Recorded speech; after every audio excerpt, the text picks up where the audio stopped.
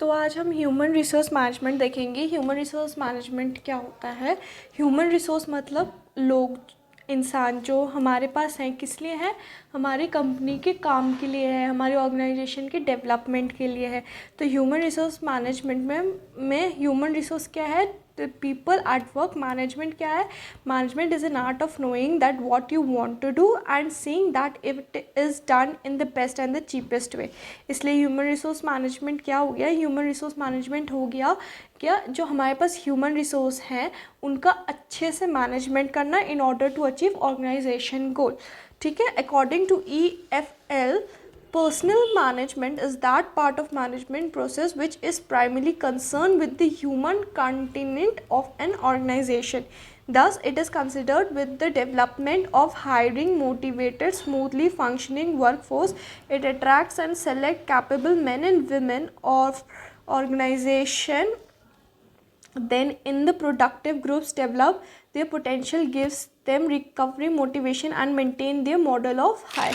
तो हम human resource management के कैरेक्टरिस्टिक्स देख लेते हैं, या फिर उसको हम फीचर्स भी बोल सकते हैं ह्यूमन रिसोर्स मैनेजमेंट का। पहला है integrate part of management. Management का एक इंटीग्रेट पार्ट इसलिए है क्योंकि कोई भी डिपार्टमेंट हो विदाउट ह्यूमन रिसोर्स मैनेजमेंट वो अच्छे से वर्क नहीं करेगा। It is a psychological work. Why psychological work? Because इंसानों के संग आप कैलकुलेशन मैथमेटिक यूज़ नहीं कर सकते हो। पीपल ओरिएंटेड मतलब पीपलों के संग, इंसानों के संग ही काम हो सकता है। It is a staff functioning, मतलब एक्सप्लेनेबल है। स्टाफ को फंक्शन करना है कि कौन कहाँ पे कैसे काम करेगा, कितना काम करेगा और क्या काम करेगा। It is a dynamic process. It is a human related activity, और we can say people oriented at the same point. It is both art and science. Art इसलिए बिकॉज लोगों को मैनिपुलेट करना, उनको मोटिवेट करना is a very big art I can say. और science इसलिए because किसको कहाँ पे क्या काम देना है, it's a science. It is a related to future. Future से रिलेटेड इसलिए है बिकॉज आज वो जिसको काम देंगे वो काम वो इंसान अगर वैसे नहीं करता है तो फ्यूचर में हमें लॉस हो सकता है, और अगर वो इंसान वैसा काम बहुत अच्छे से करता है तो हमें फ्यूचर में प्रॉफिट हो सकता है। कम्युनिकेशन प्रोसेस इंक्लूड होता है। कैसे? Because upper level communication, lower level communication और डायगोनल और वर्टिकल हॉरिजॉन्टल सारे कम्युनिकेशन के लिए human resource management is very important because वही बताते हैं किसको कहाँ पे कैसे एक्टिविटीज़ काम करना है। इंडिविजुअल एंड ग्रुप ओरिएंटेड होता है, डेवलपमेंट ओरिएंटेड होता है एम्प्लॉयर्स एम्प्लॉयज़ के बीच में, और वाइड एप्लीकेशंस होती है। It is a goal direct activity.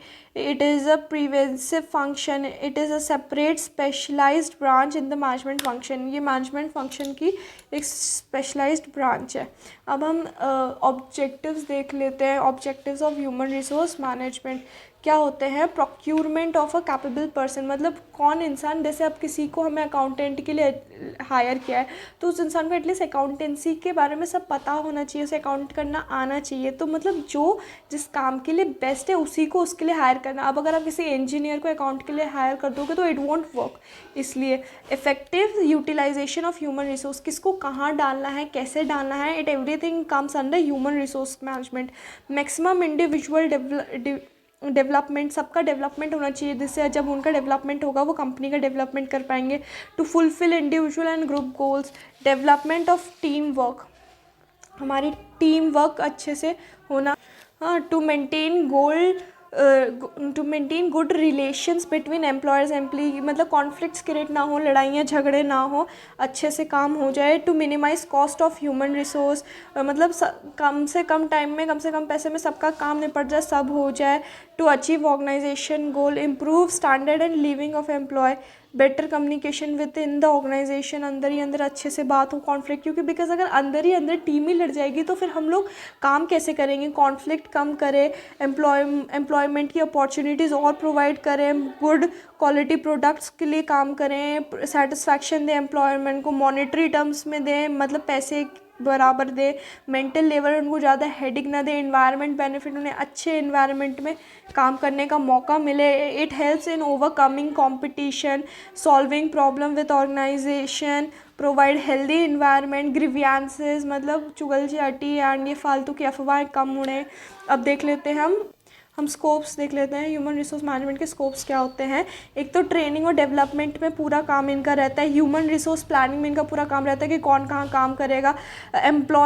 किसको कहाँ पे क्या करना है, किसको मोटिवेट करना है, किसको प्रमोशन वगैरह देना है, वो सब इनका काम रहेगा। एम्प्लॉय का मेंटेनेंस इनका काम रहेगा। जॉब डिज़ाइन इनका काम रहेगा। सिलेक्शन एंड स्टाफिंग इनका काम रहेगा। पर्सनल रिसर्च इनका काम रहेगा। यूनियन लेवल मैनेजमेंट, जो हमारे लोअर लेवल होते हैं ना, जैसे जो लेबर्स होते हैं उनका भी मैनेजमेंट, उनका भी सब यही देखते हैं। ऑर्गेनाइजेशन का डेवलपमेंट भी यही देखते हैं। Get to like, share and subscribe. Thank you.